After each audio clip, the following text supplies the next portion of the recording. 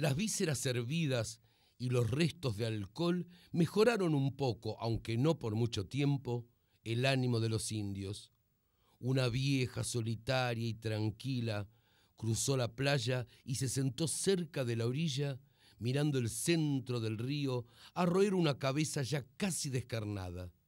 No quedaban más que una calavera de la que pendían filamentos cartilaginosos que la vieja, con sus pocos dientes, roía con eficacia y distracción. Algunos se paseaban en grupo, hablando en voz alta, otros se acuclillaban silenciosos, en círculo, evitando mirarse, inestables, nerviosos. Una mujer, en cuclillas, bajo un árbol, defecaba, pensativa.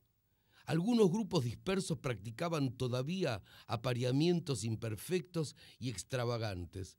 Recién a media mañana se empezaron a calmar.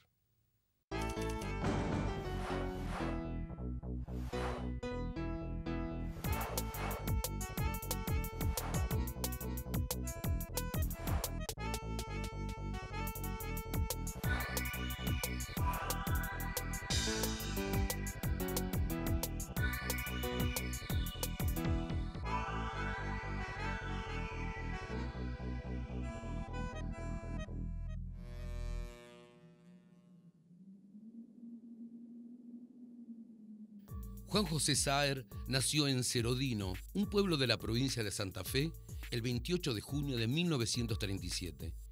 Vivió casi 40 años en Francia, donde daba clases en universidades. El resto del tiempo lo dedicó a escribir la que se considera la mejor narrativa que ha dado Argentina después de Borges. Su escritura, de frases largas y precisa puntuación, recreaba con maestría y cariño paisajes y personajes surgidos de los recuerdos de su infancia. Solo le faltaban algunas páginas para terminar su novela La Grande, cuando murió en París a los 67 años luchando contra una dura enfermedad.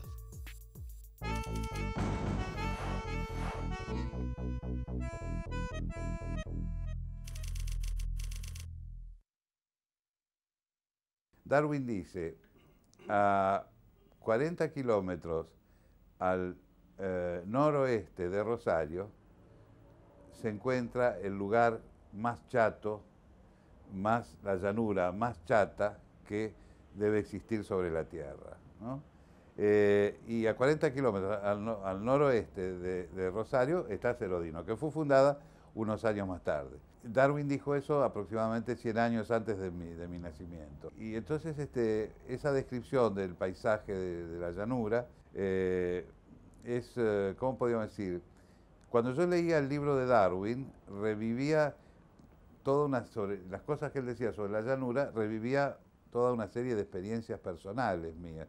Todo lo que Darwin decía, yo lo había vivido 100 años más tarde.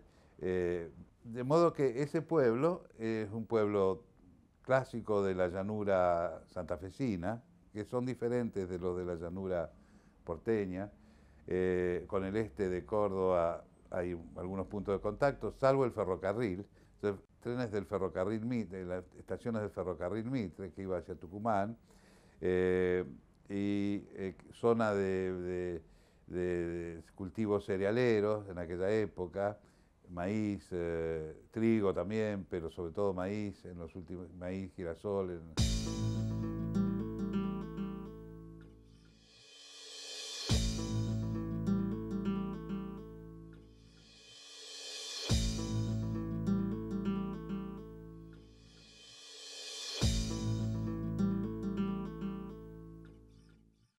Un pueblo de inmigrantes, con otros pueblos de inmigrantes cada 15 o 30 kilómetros, más o menos, hacia el norte y hacia el sur. Hacia el sur ya se entraba en la zona de influencia de Rosario, pero después seguía otro pueblo que se llamaba Carrizales o Clark, que tenía dos nombres, Díaz, Casaleño, Galvez, etc. Son pueblos muy cortados por las vías de ferrocarril. El centro, el núcleo del pueblo son 4 cuadras de cada lado. Generalmente los que viven en una parte le llaman al otro el otro lado. Se atraviesa el camino de la estación, los campos de la estación, se atraviesan, se pasa un molinillo y se va entre, digamos, campos con un caminito desbrozado, se cruzan las vías y se está del otro lado. Bueno, en aquella época las calles no estaban asfaltadas, había un gran movimiento de sulkis, de caballos y poco menos de autos, para en los años 40 todavía eso no existía. Yo iba a la escuela al lado de mi casa, a la escuela Sarmiento, número 258, después fui a otra que era la número 1 en Santa Fe, y me imagino todas las escuelas Sarmiento que debe haber en el país, ¿no es verdad? Bien merecidas, por otro lado, el nombre bien merecido.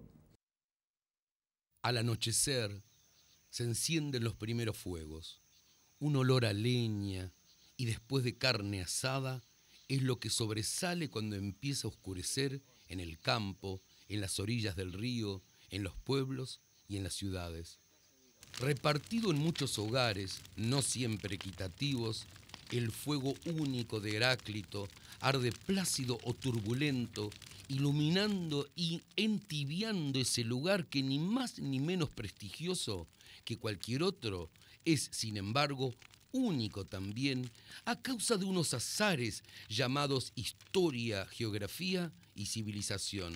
El fuego arcaico y sin fin, acompañado de voces humanas que resuenan a su alrededor y que van transformándose poco a poco en susurros hasta que por último, ya bien entrada la noche, inaudibles se desvanecen.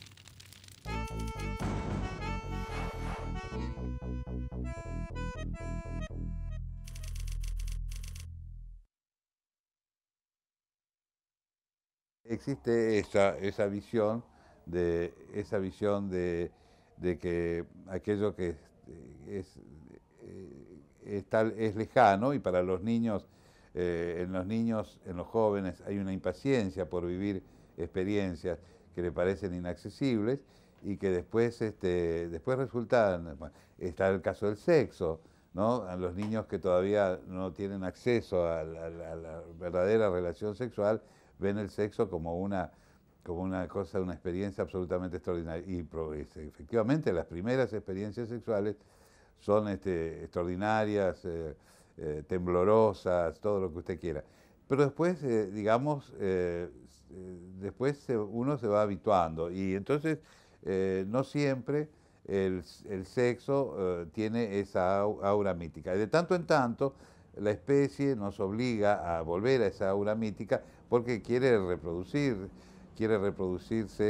entonces somos motivados por algo que nos creemos que forma parte de nosotros mismos, pero que en realidad nos es exterior, y otra vez vuelve ese temblor. Pero es una especie de temblor esporádico, es una intensidad esporádica, y al mismo tiempo somos conscientes, y por eso somos conscientes de los límites, de las servidumbres, de las imposibilidades del sexo, también cuando ya somos adultos y lo hemos experimentado. Al mismo tiempo de que está la gracia, el placer y todo, también hay toda una serie de imposibilidades que hacen porque si no estaríamos, el ser humano estaría fornicando todo el tiempo, si fuese realmente así como nos lo presenta el mito de la infancia, de la juventud.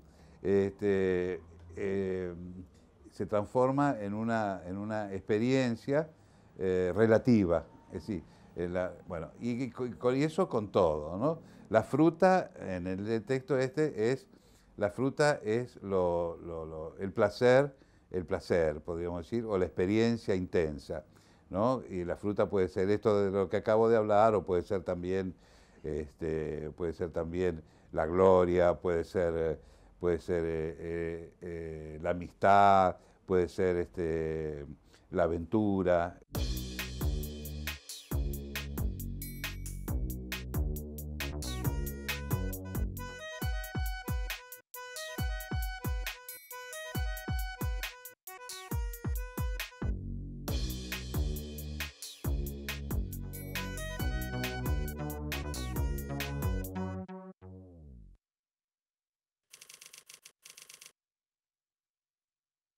Cuando hubo la terrible inundación de Santa Fe, yo llamé a varios amigos y todo eso, y entonces a uno de ellos le dije, además con mi monstruoso egoísmo, me hubiese gustado estar ahí, pero no para ayudar, no para ayudar a la gente y todo, sino para ver qué partido le podía sacar desde un punto de vista literario, ¿no? Es una especie de reflejo que uno tiene, aunque yo ya he escrito mucho sobre la inundación, y que me daba la impresión de una suerte de insensibilidad, pero que no lo es, no lo es porque yo inmediatamente tomé contacto con toda la gente que yo podía desde París, sabiendo que venía pronto y todo. De modo que las experiencias personales no siempre se confunden totalmente con las experiencias literarias, pero tal vez esa ausencia, esa distancia me ayudó en mi trabajo literario. Me ayudó en la medida en que me dio cierta objetividad a las cosas, que vi las cosas como un conjunto. Y bueno, y eso tal vez digo, no sé nada. A lo mejor mis libros hasta ahora tienen lectores, son celebrados, estudiados y todo eso, y a lo mejor dentro de 30 años se caen en olvido completo.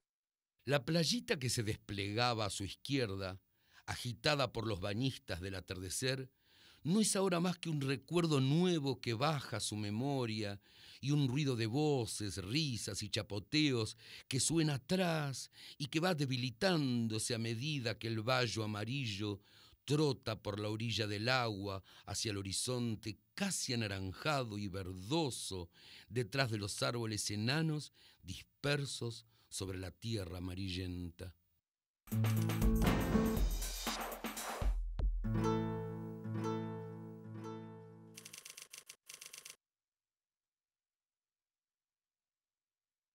La literatura es una superstición, el arte puede ser una superstición.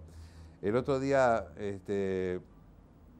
sacaron en La Nación un reportaje que me habían hecho, y bueno, y yo aparecía ahí, parecía un anarquista libertario del principio del siglo, porque decía, Dios no existe, no recuerdo bien cómo.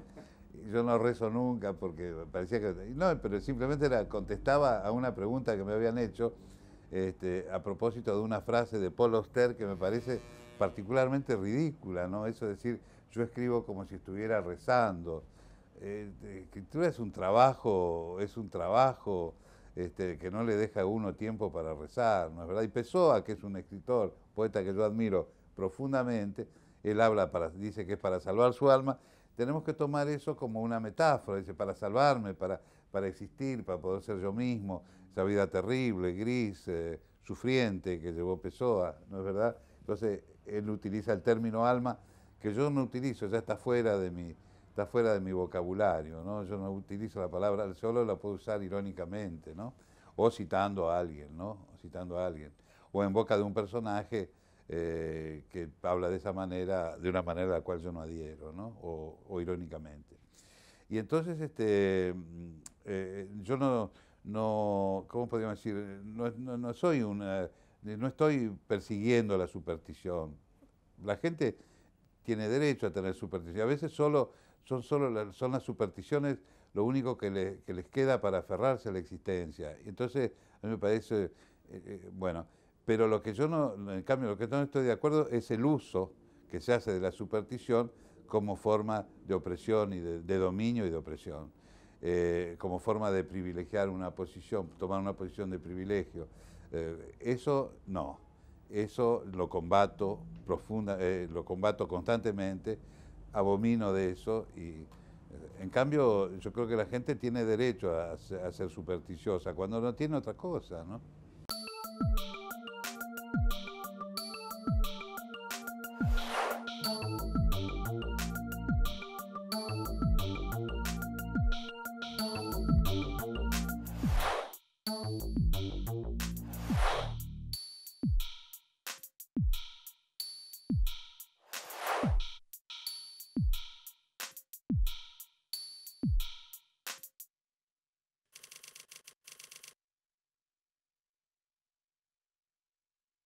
Aceptamos toda una serie de convenciones y aceptamos como normales, como naturales, una serie de cosas que son extremadamente misteriosas, enigmáticas y que no tienen resolución posible. Por ejemplo, todos los objetos, todo lo que está aquí en esta habitación, no solamente las personas, sino también los objetos si empezamos a indagar su naturaleza, resultan misteriosos y se hunden sus raíces en una oscuridad impenetrable. Tomamos un vaso de agua, por ejemplo, ¿no? Bueno, supongamos que hay un vaso de agua de plástico. El plástico, bueno, sabemos que es un producto fabricado, podemos seguir un poco, ¿no? Pero si después pasamos al agua, y el plástico también, naturalmente, porque en el plástico entran también sustancias, ¿no? Eh, que, cuyo origen desconocemos, el origen de la materia. El agua es un elemento lleno digamos, de elementos, a su vez, de microelementos orgánicos, y esos elementos orgánicos son la fuente de la vida, pero hasta ahí para nuestro análisis, solo hay hipótesis, o bueno, descubrimientos, hipótesis disfrazadas de descubrimientos.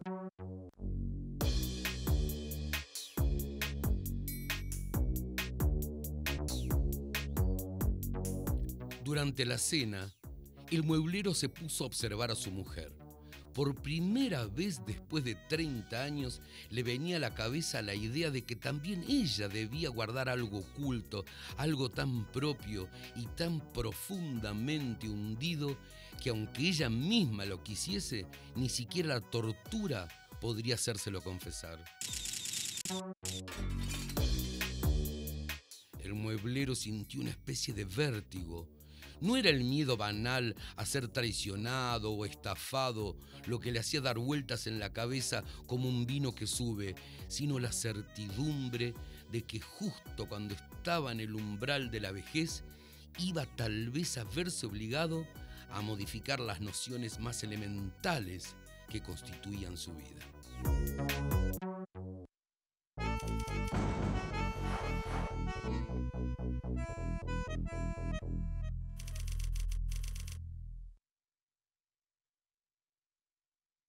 Esa aventura de Proust, ¿no?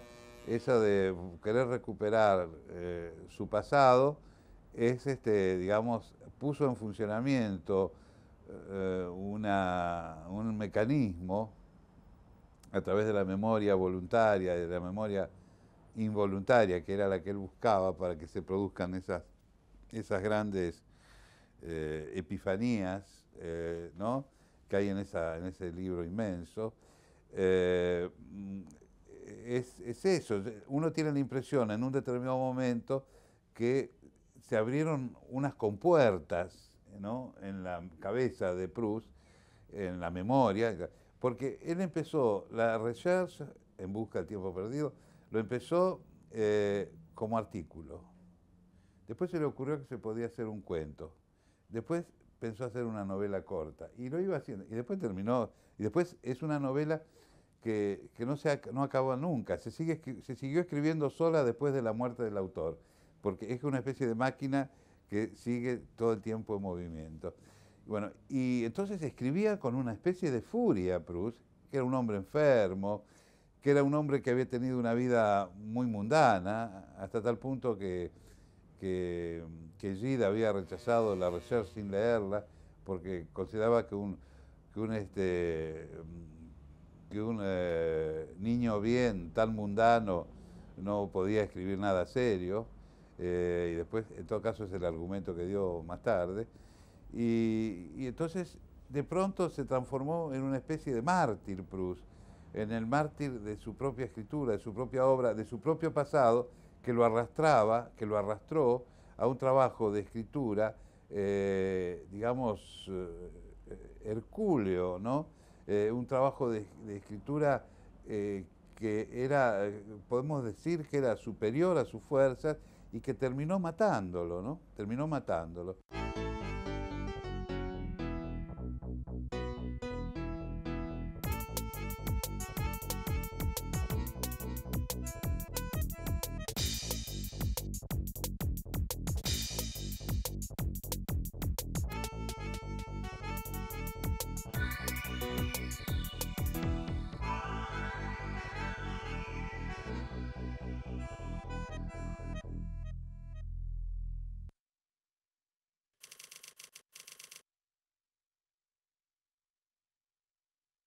Hay escritores que que son muy puntuales en su cultura, es decir, son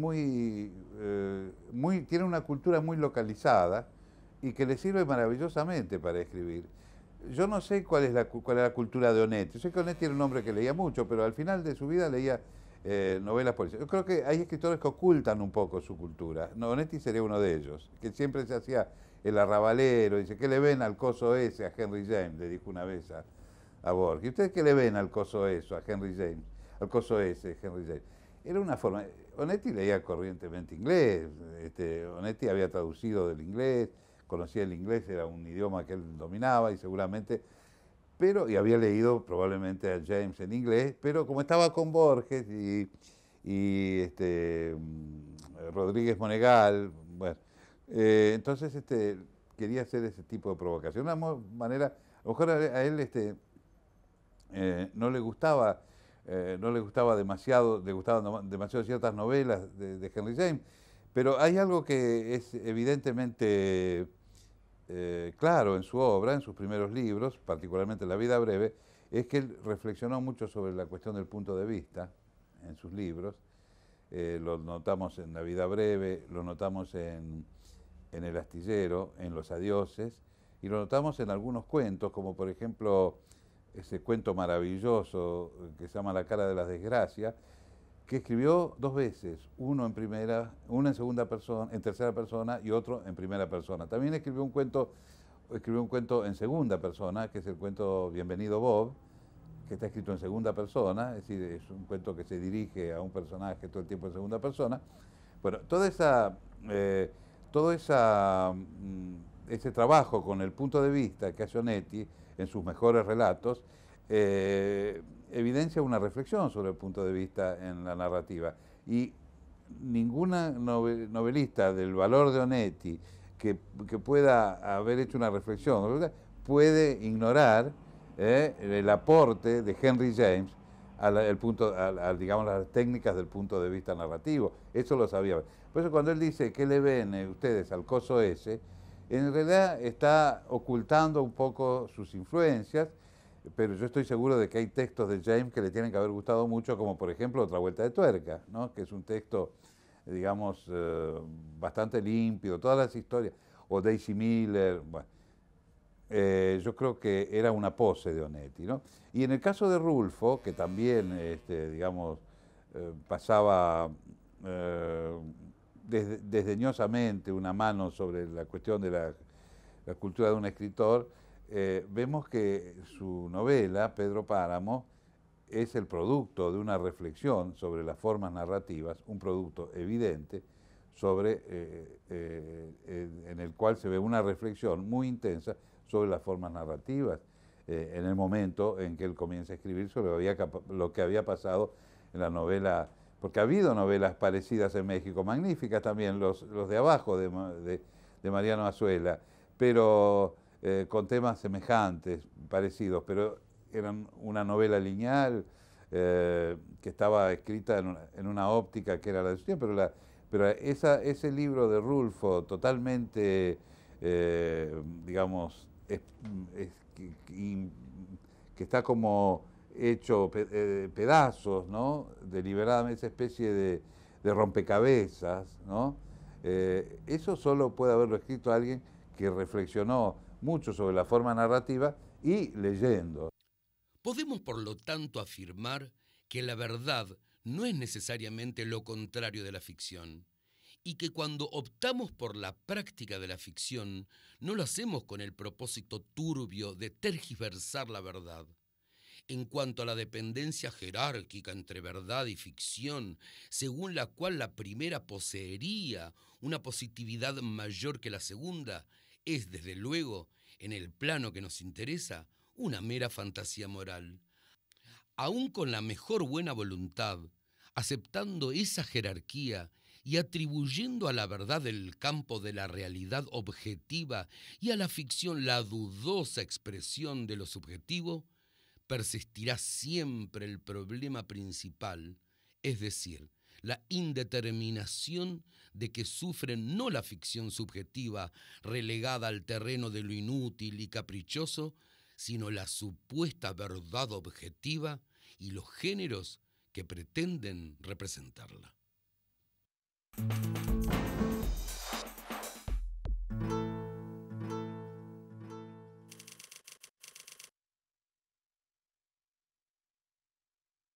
Muy pocos autores siguen haciendo cuando escriben en los diarios, siguen prolongando su trabajo literario. Yo creo que yo estoy escribiendo desde hace algunos años en varios diarios, La Folia de Sao Paulo, El País de Montevideo y La Nación. Son diarios que me pidieron colaboración y yo reflexioné bastante sobre lo que tenía que hacer. Bueno, y yo jamás hablo en mis artículos, salvo una o dos veces, y cuando lo hago explico por qué lo hago, jamás hablo en primera persona. Y parecería que la prensa le pide a los autores de hablar en primera persona, de dar opiniones. Es un poco como si fuesen el irresponsable de turno que puede decir lo que quiere. Yo traté de limitar siempre lo que estoy haciendo en la prensa, limitarlo a hacer digamos, una versión diferente de mi trabajo literario, una manera diferente de encarar mi trabajo literario y encararlo como un escritor y no como un periodista. Yo he sido periodista, trabajé 3 años en un diario, y cuando yo escribía mis artículos periodísticos, nunca hacía literatura. Yo hice noticias de policía, tribunales, universitarias, anduve por todas las secciones del diario. El tiempo de cada uno es un hilo delgado, transparente, como los de coser, al que la mano de Dios le hace un nudo de cuando en cuando y en el que la fluencia parece detenerse nada más que porque la vertiente pierde linealidad. Juan José Saer murió en París el 11 de junio de 2005.